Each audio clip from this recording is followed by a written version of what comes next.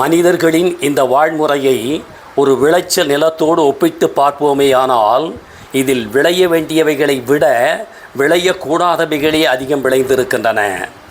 இந்த சமூகம் பரவலாக கொலைகள், தற்கொலைகள், வன்முறை வெறியாட்டங்கள், சுரண்டல்கள், அடிமைத்தன அவலங்கள், அறிவை புறக்கணித்த மூடத்தனங்கள், அரசியல்வாதிகளின் அதிகார அத்துமீறல்கள், கோடிகளில் புரளுவோரின் கும்மாளங்கள், ஜாதி மதங்களின் ஆதிக்க வெறிகள், பல்வேறு உள்நோக்க படைப்பாளிகளின் நூதன வியாபார யுக்திகள் என இன்னும் எத்தனையோ இந்த மனித வாழ்முறைக்குள் ஆழமாக வேரூன்றி அசைக்க முடியாத விழுது விட்டும் நிற்கின்றன.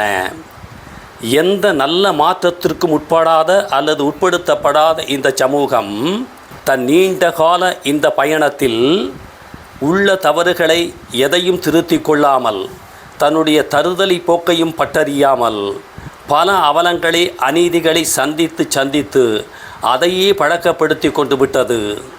அன்பு, உறவு, நட்பு, காதல் என்கின்ற எதனோடும் கைகோர்த்து சுமூகமாக பயணிக்க வேண்டும் என்றால் முதலில் பணத்தின் துணையை பத்திரமாக உறுதிப்படுத்தி கொள்ள வேண்டும். நல்ல மனம், நல்ல குணம், நல்ல பண்பு இவைகளையெல்லாம் வெட்டி ஒதுக்கிய ஒரு ஆபத்தான களத்தில்தான் மனித வாழ்வின் ஓடுதளம் இன்று அமைக்கப்பட்டிருக்கிறது. இன்றுள்ள இந்த வாழ்க்கையை வாழ்வதற்காக பல வாய்ப்புகள் இங்கு இருக்கின்றன.